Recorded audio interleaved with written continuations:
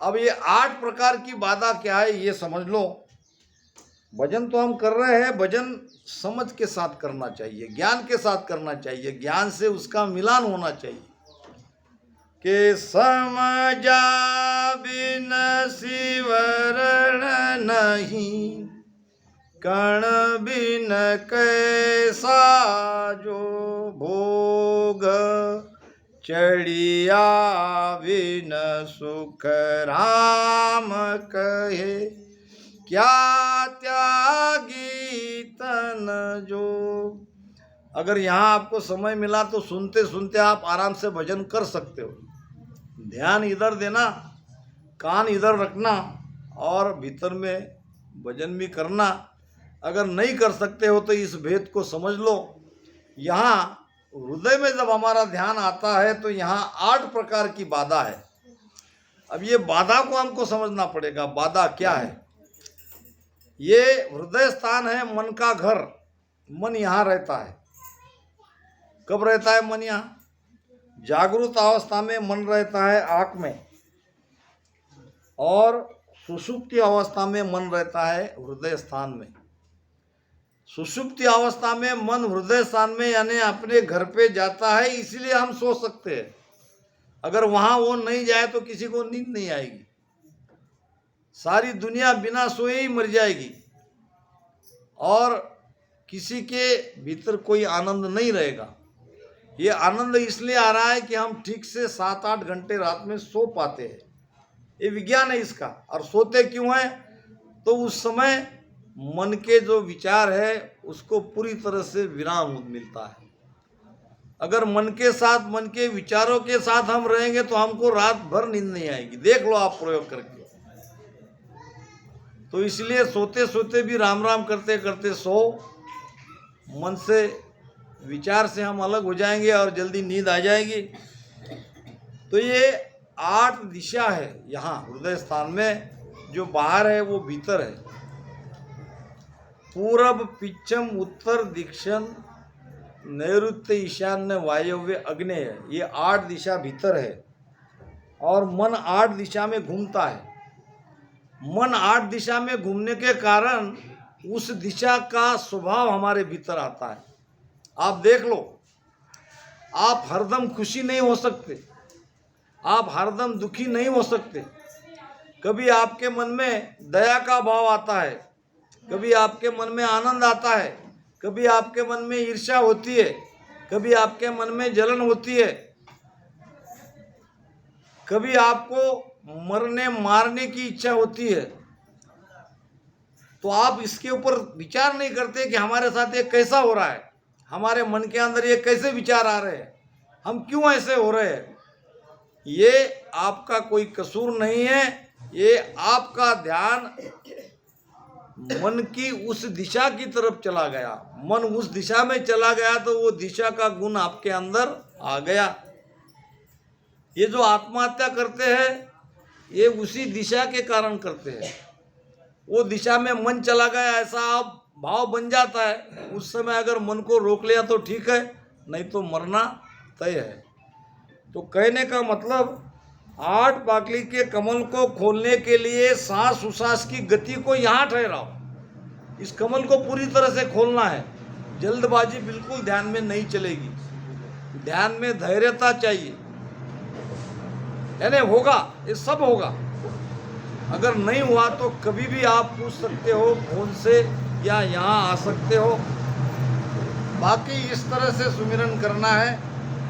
सांस उसास की गति को, आप सांस उसास भी समझो पहले क्या है, ये भी बहुत बड़ा प्रश्न है। यहाँ भी कुछ प्रश्न आए हैं तो इसका भी जवाब आगे मिलेगा। अब ये मैं भी पहले ऐसे समझता था श्वास क्या है और उश्वास क्या है, मगर धीरे धीरे अनुभव से ये सारी चीज़ें भीतर में समझ में आती हैं। मैं मिलान करता था डॉक्टर का। डॉक्टर हमारी ऐसी नाड़ी नब्ज पकड़ते और हमको क्या कहते, श्वास लो। फिर हम कैसे लेते और छोड़ते।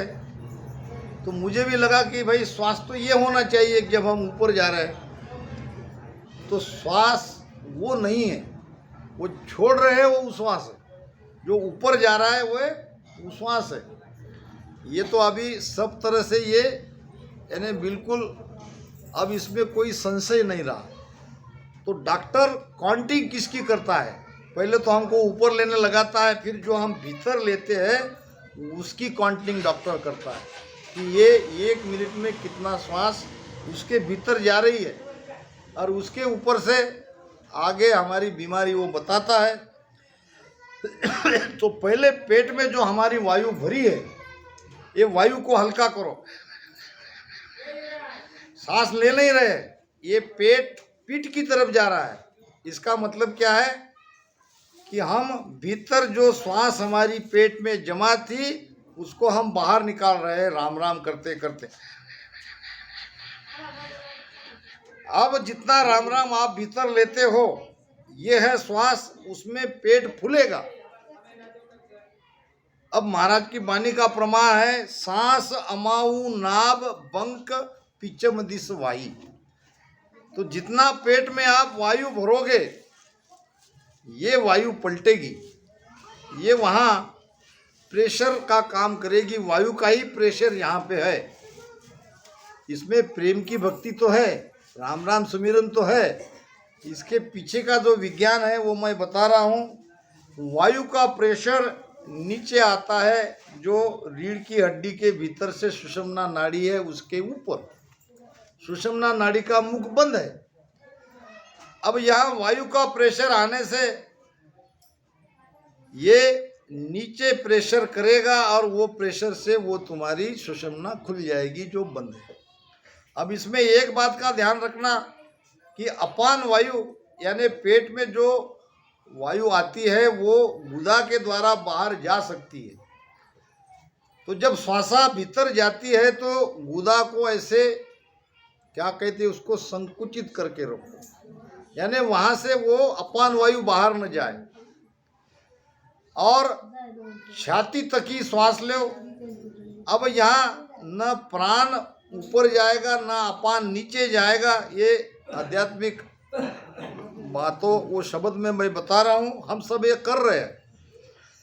तो इस प्रकार से भजन करते करते प्रेम में सांस उसास की गति हृदय स्थान में ठहराओगे तो फिर नीचे हलचल होगी, नीचे हलचल होगी और नाभि में सारा आपका जो शंका समाधान है या जो कुछ भी मन में अभी तक के भाव थे वो सारे नाभि में भजन आने पर पूरी तरह से मिट जाती है।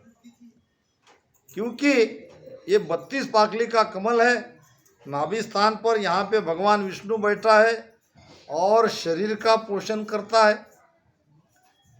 तो अब कोई आज के युग में कहेंगे कि भाई कहाँ है भगवान विष्णु, बताओ कैसे वो पालन पोषण करता है, या के समझा को दो, नहीं तो तुम्हारा ज्ञान झूठा है।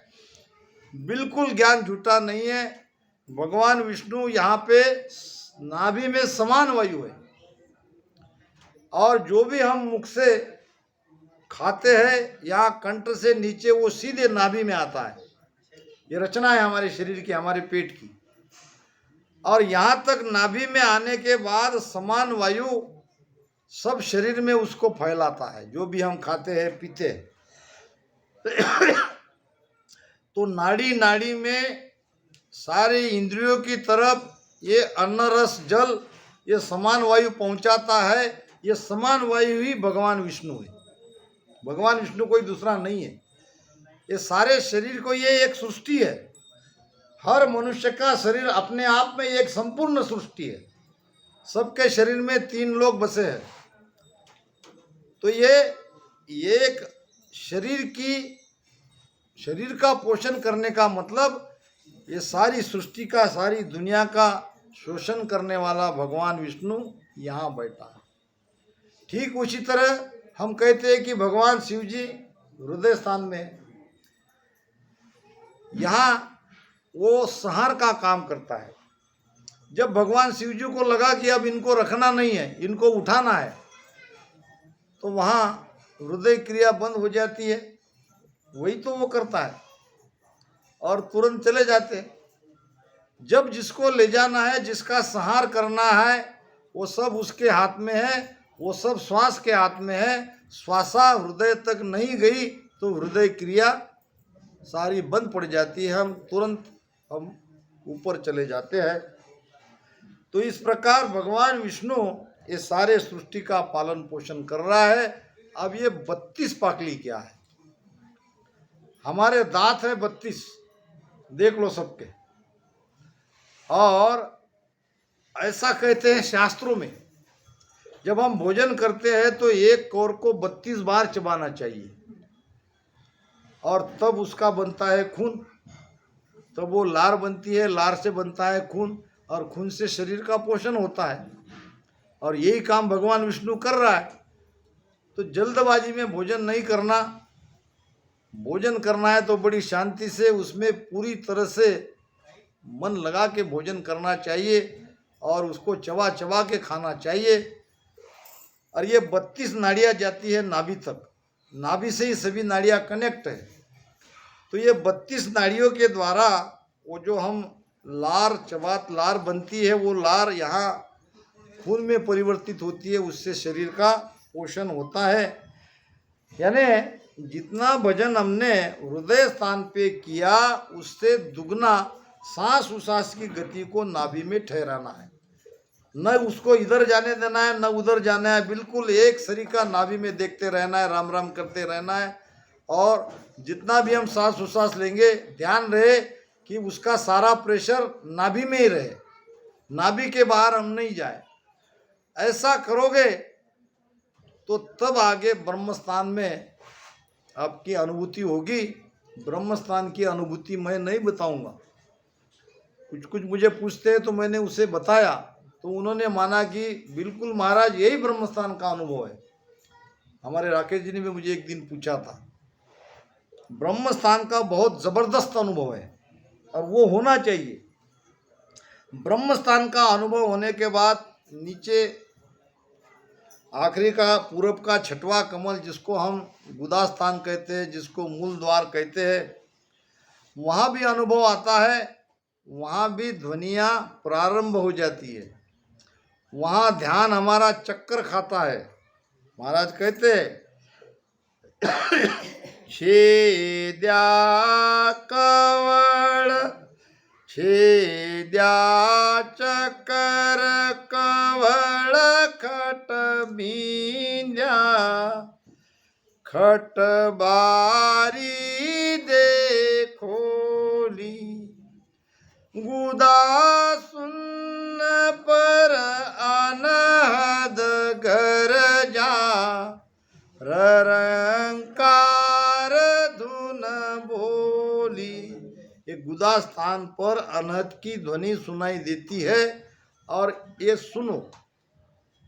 और ये सब होने के बाद फिर सुरती, आपका ध्यान, आपका मन वहाँ से बेचैन हो जाता है। सुरती की दौड़ आगे होती है, और तब वो रास्ता खुलता है जिसको हम पिछम का मार्ग कहते हैं। अब पिछम का मार्ग खुल गया। रीढ़ की हड्डी में हमें हल्की हल्की सिरन से महसूस होने लगी, कभी बड़ी तेजी से। तो अब केवल वहाँ ध्यान नहीं लगाना।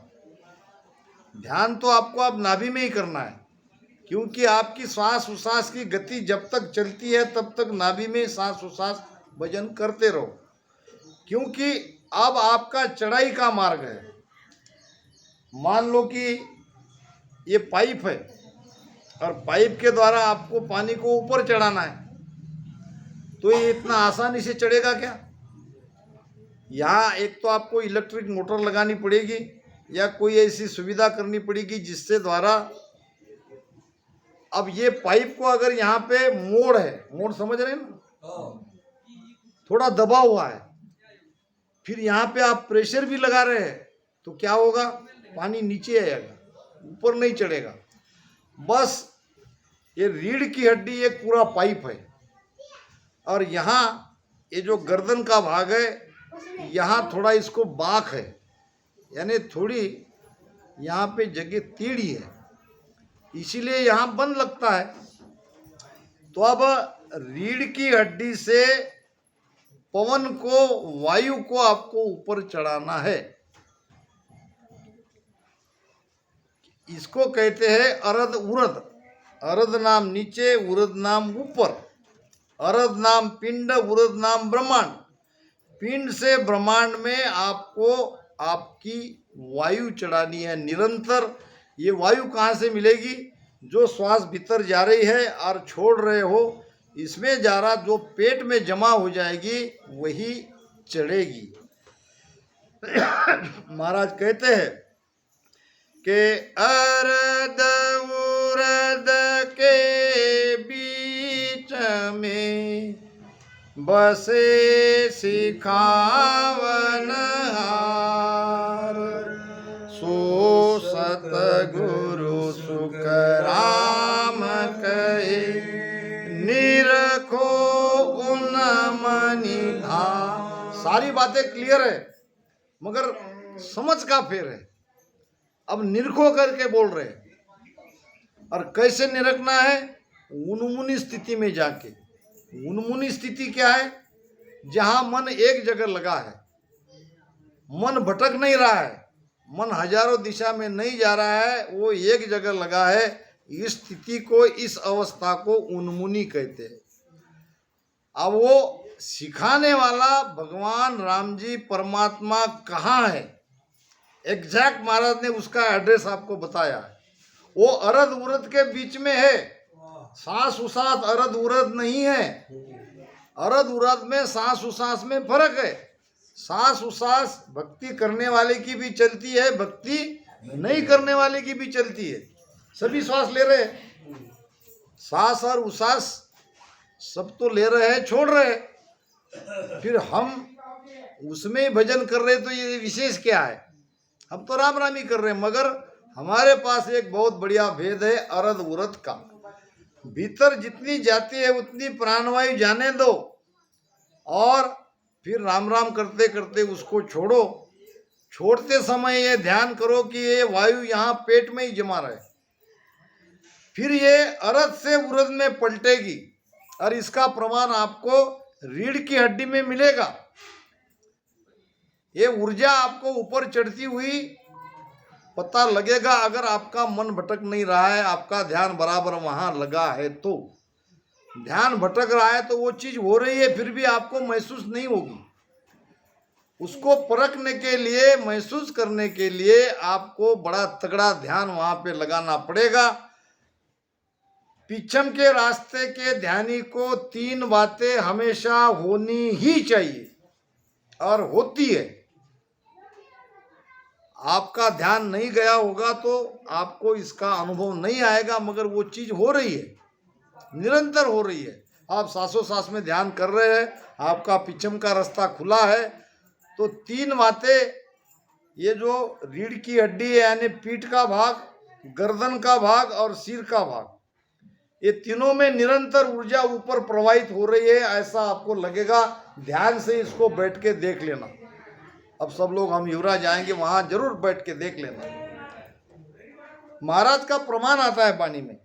महाराज ने कहा है अरद उरद बीच ब्यावर चो है, चढ़ी है नाव बरा, राम राम चढ़ी है नाव बरा, पीछम गेला होया धुन शबद की, पीछम गेला होया धुन शबद की, चालत है दिन रात, चालत है दिन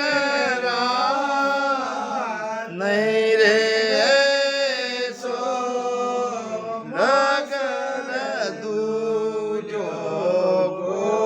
देखो महाराज क्या कहते, अरद उरद बीच ब्याव रचो है।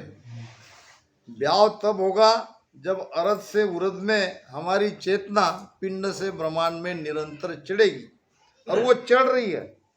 आपका ब्याह निरंतर हो रहा है, आप बिल्कुल परमात्मा के बहुत नजदीक हो। अरद उरद बीच ब्याह रचो है, चढ़ी है नाव बरात। नाव की बरात ऊपर चढ़ रही है, नाव के साथ मन निजमन सुरती निर्ती ये सारे बराती चढ़ रहे। फिर इसका प्रमाण क्या? ये चढ़ रहे हैं, ये बराती जा रहे हैं, दूल्हा आगे जा रहा है और उसके पीछे पीछे बराती है। तो पीछम गेल होए धुन शब्द की चालत है दिन रात, ये ध्वनि आपकी चल रही है। ये बात अलग है, आपने ध्यान नहीं दिया तो आपको वो अनुभव में नहीं आया। कहते हैं कि हॉकी की मैच चल रही थी, हॉकी में रहता है स्टिकर, बहुत हार्ड रहता है, कभी कभी वो बॉल को लगता है, कभी कभी खिलाड़ी को भी लगता है। ऐसे ये खिलाड़ी को वो स्टिकर बहुत जोर से यहाँ पे लगी और खून बहने लगा, मगर वो खिलाड़ी निरंतर खेलने लगा। लोग सोचने लगे इतना खून बह रहा है, क्या इसका ध्यान नहीं?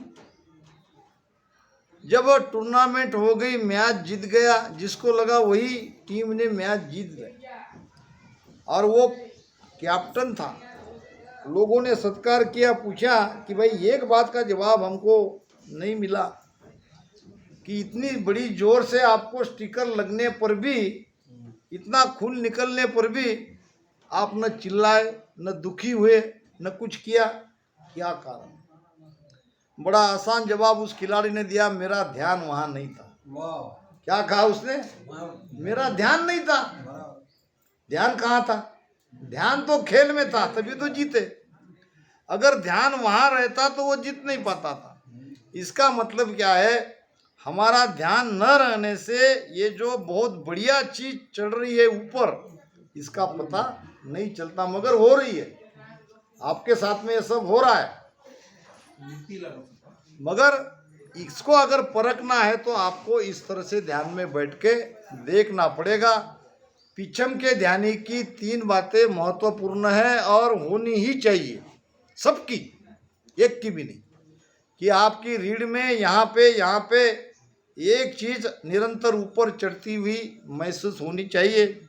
अब महाराज ने कहा है दिन रात का यहाँ पे शब्द प्रयोग आया ना, अब रात में कैसे? क्या रात में तो हम सोते हैं, सो ऐसे कि ये ध्यान की एक भेद में भजन करते करते ही सो, इस प्रकार के सो जाओगे तो वो निरंतर क्रिया अपने आप चलती रहेगी। आपकी जो भी श्वासा भीतर जाती है वो पलटते रहेगी, पेट में वो फिर से और जमा होगी, पेट फूलेगा, पेट भरेगा। और रात में तो बहुत तेजी से हम श्वास लेते हैं, ज़्यादा लेते हैं। किसी का पेट बहुत ऊपर होता है और फिर नीचे, देखो सोते हैं कैसे सोते हैं। तो ये सारी चीज़ें हमारी बिल्कुल रात दिन चलती रहती है। हम नींद में सोए हैं, गहरी नींद में, फिर भी हमारा भजन हो रहा है। ये भजन होता है अखंड, ये जिब्या वाला राम राम अखंड नहीं होता। एक भजन तन सुख रे, एक भजन मन होय, एक भजन तन मन परे, भजन अखंडित सो। ये है अखंड भजन, तन मन के परे। मन आपका हृदय स्थान में है, शरीर आपका भजन नहीं कर रहा है, जिब्या आपकी नहीं चल रही है, फिर भी आपका भजन हो रहा है। ये कला है। ये नयनचर जब जगता है, जब पीछम का मार्ग खुलता है, तो ये कला अपने आप सबके अंदर आती है। केवल सत्संग में ये सारी चीज़ों को समझना है। जो हमारे साथ हो रहा है उसका निर्णय यहाँ सुन के समझ के करके जाना है। तो फिर रीढ़ की हड्डी में वो निरंतर हमारी चेतना ऊपर चढ़ रही है। 2 जगह उसको ज़बरदस्त ब्रेक लगता है, वो चेतना वहाँ रुक जाती है। एक है मेरू, एक है त्रिकुटी, यहाँ लगते हैं बंद। क्योंकि हम सांसों सांस में राम राम भजन कर रहे हैं।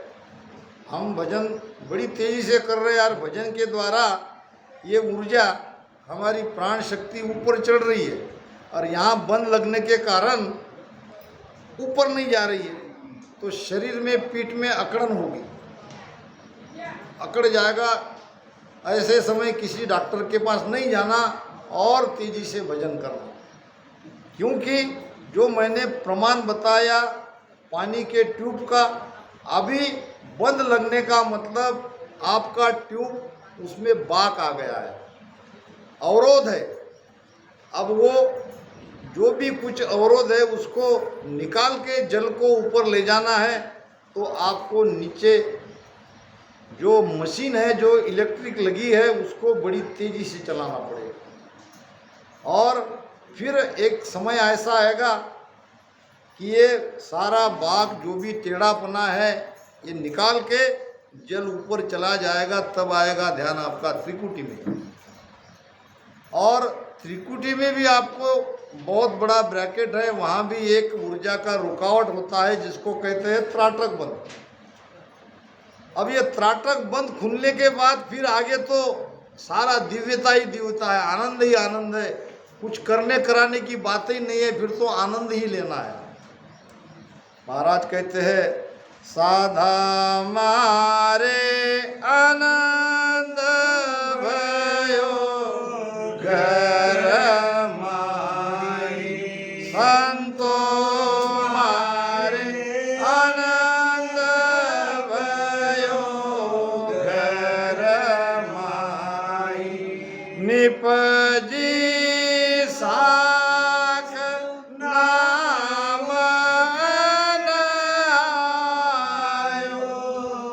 निपजी साख नाम आयो, सासो रयो लकाई, साधा मारे आनंद भयो घर माई, संतो मारे आनंद भयो घर माई। कब आता है आनंद? जब ऐसी स्थिति होती है, जब बिना किए भजन होने लगता है, तब बरसता है आनंद। और ऐसा आनंद, उस आनंद की उपमा नहीं दी जाती। महाराज कहते हैं कि घी का, फूलों की खुशबू का जो ये प्रमाण संत देते हैं वो एक नकल है, वो भी नकल है। ये आनंद उससे कई गुना ज़्यादा है, वो कहने में नहीं आता। तो ये मन पवन, अब त्रिकुटी के आगे की बात बता रहा हूँ, कुछ त्रिकुटी के ऊपर के भी ध्यानी यहाँ हो सकते हैं। ये सारी चीजें होने के बाद आप समझना कि आप त्रिकुटी में हो। केवल धनिया सुन के ये मत समझ लेना हमारा ध्यान त्रिकुटी में, हमारा ध्यान 10वें द्वार में है। इसके साथ और भी कुछ चीजें वहां पे आती है, इसको समझो। लागा ध्यान खबर तब पाई, सूरत निरत रामेणा, मन सो पवन शब्द मिलतीनु, हुआ आदगर भेड़ा। ध्यान लगने के बाद ये परखना है, जांचना है, क्या सचमुच हमारा ध्यान उस स्थान पे लगा है। तो 5 चीजें वहां पे इकट्ठी आएगी। ये कौन कौन सी? लागा ध्यान खबर तब पाई, सूरत निरतरा मेरा। सुरती और नृत्य वहां लगी हुई है। अब सुरती क्या और नृत्य क्या, एक एक चीज को ये सब प्राय हमारे सुनने में आता है, मगर किसी अगर पूछा कि भाई सुरती किसे कहते हैं, नृत्य किसे कहते हैं, तो हम जल्दी से जवाब नहीं दे पाएंगे। सुरती है हमारा ध्यान, सुरती है हमारा ध्यान। यानी कोई चीज़ अगर कहीं गुम हो गई तो हम क्या करते हैं, ध्यान लगाते हैं। मन में सुरती में फर्क है। मन के अंदर आता है विचार, जो हम सोचते हैं, और सोचने के तरफ जब हमारा ध्यान जाता है, यह हमारी सुरती है। इसीलिए कबीर साहब कहते हैं